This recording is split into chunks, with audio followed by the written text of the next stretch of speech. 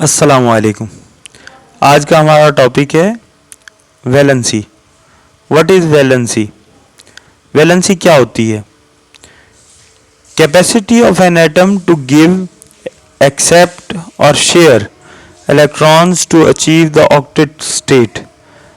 मुख्तसर सी एक तारीफ यूँ की जा सकती है कि किसी भी एटम की इलेक्ट्रॉन्स को देने, कबूल करने या इश्तराक करने की सलाहियत, ताकि वो अपना ऑक्टेट रूल के मुताबिक अपने आप को स्टेबल कंडीशन में कर सके, उसे वैलेंसी कहते हैं।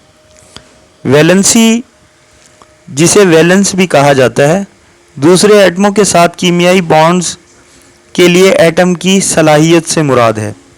एक मुस्तहकम इलेक्ट्रॉनिक कॉन्फ़िगरेशन हासिल करने के लिए एटम के बनाए जाने वाले बॉन्ड्स की तादाद का तयन करना, ये समझने में वैलेंसी बहुत अहम है कि एटम मॉलिक्यूल्स और मुरक्कबात बनाने के लिए कैसे इकट्ठे होते हैं।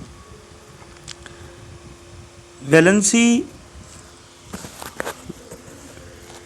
मिसाल के तौर पर आइए अंसर कार्बन पर गौर करें जिसका एटम नंबर 6 है। इसका मतलब है कि इसमें 6 इलेक्ट्रॉन्स हैं। कार्बन की इलेक्ट्रॉनिक तरतीब, पहले शेल में 2 इलेक्ट्रॉन्स, दूसरे सब शेल में 2 और तीसरे में 2 इलेक्ट्रॉन्स होते हैं। एक मुस्तहकम इलेक्ट्रॉनिक कॉन्फ़िगरेशन हासिल करने के लिए कार्बन अपने बैरूनी खौल को मुकम्मल करने के लिए या तो 4 इलेक्ट्रॉन हासिल कर सकता है या अपने दूसरे खौल को बेनकाब करने के लिए 4 इलेक्ट्रॉन खो सकता है। मुतबादिल तौर पर कार्बन इलेक्ट्रॉन को दूसरे एटमों के साथ बांट भी सकता है। इसके अलावा खुलासा ये है कि वैलेंसी वो खासियत है जो इस बात की वजाहत करती है कि एक एटम कितने कीमियाई बॉन्ड्स बना सकता है। इसके इलेक्ट्रॉन तरतीब की बुनियाद पर एक मुस्तहकम हालत हासिल करने के लिए आपके सामने एक फिगर है। आप देख सकते हैं कि सोडियम में जो आउटर मोस्ट शेल है उसमें सिर्फ 1 इलेक्ट्रॉन है। इसका मतलब ये है कि सोडियम जो है उसको स्टेबल कंडीशन हासिल करने के लिए 1 इलेक्ट्रॉन को खो देना उसके लिए आसान है, बनिस्बत इसके कि वो 7 इलेक्ट्रॉन हासिल करके अपने वैलेंस शेल में इलेक्ट्रॉन्स की तादाद 8 कर सके। इसी तरह आपके सामने कार्बन में आप देख सकते हैं कि वैलेंस शेल में 4 इलेक्ट्रॉन है और इसको ऑक्टेट रूल पूरा करने के लिए 4 इलेक्ट्रॉन्स की ज़रूरत है। नियॉन में आप देख सकते हैं कि नियॉन में इलेक्ट्रॉन्स की तादाद वैलेंस शेल में 8 है। इसके बाद आप ये देख सकते हैं कि क्लोरीन के आउटर मोस्ट शेल में 7 इलेक्ट्रॉन्स हैं। इसके लिए 1 इलेक्ट्रॉन को हासिल करके अपने वैलेंस शेल में इलेक्ट्रॉन्स की तादाद 8 मुकम्मल करना आसान है, ताकि इसकी इलेक्ट्रॉनिक कॉन्फ़िगरेशन नोबल गैसेस जैसी हो जाए। नोबल गैसेस में वैलेंस शेल में इलेक्ट्रॉन्स की तादाद 8 है और वो इनर्ट गैसेस कहलाती हैं, किसी से अमल नहीं करती, क़याम पज़ीर हालत में होती हैं। यहाँ अब आप चार्ट में मुख्तलिफ अनासिर की वैलेंसीज़ को देख सकते हैं, यानी मुख्तलिफ अनासिर जो है वो कितने इलेक्ट्रॉन दे सकते हैं या ले सकते हैं।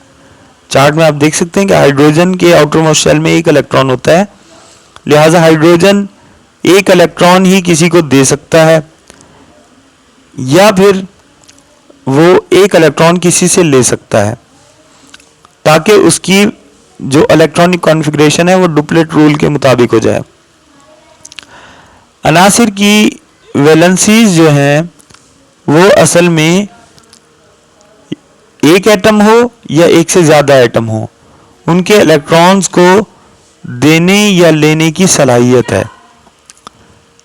आप यहाँ एक चार्ट में देख सकते हैं कि कैसे पहली एग्जाम्पल में पोटाशियम 1 इलेक्ट्रॉन हाइड्रोजन को देकर पोटाशियम हाइड्राइड बना सकता है, या मैग्नीशियम ऑक्सीजन को 2 इलेक्ट्रॉन देकर मैग्नीशियम ऑक्साइड बनाती है, क्योंकि मैग्नीशियम के पास लास्ट शेल में 2 इलेक्ट्रॉन्स होते हैं।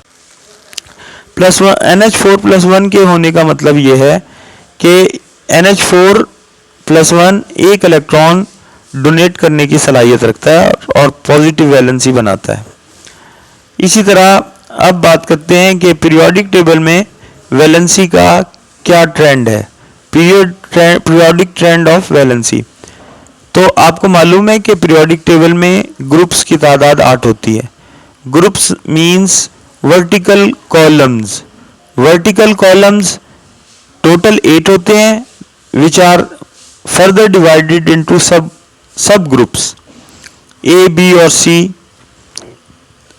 याद रखिए कि ग्रुप नंबर वैलेंसी को इंडिकेट करता है। ग्रुप नंबर 1 में पाए जाने वाले तमाम एलिमेंट्स की वैलेंसी 1 होती है। For example hydrogen, lithium, natrium, potassium, ये तमाम फर्स्ट ग्रुप के एलिमेंट्स हैं और ये एक इलेक्ट्रॉन देने की सलाहियत रखते हैं और 1+ वैलेंसी बनाते हैं। इस तरह ग्रुप नंबर 2 में बेरिलियम, मैग्नीशियम, कैल्शियम जो हैं, ये तमाम ही एलिमेंट्स जो है ये 2 इलेक्ट्रॉन देने की सलाहियत रखते हैं और +2 वैलेंसी बनाते हैं।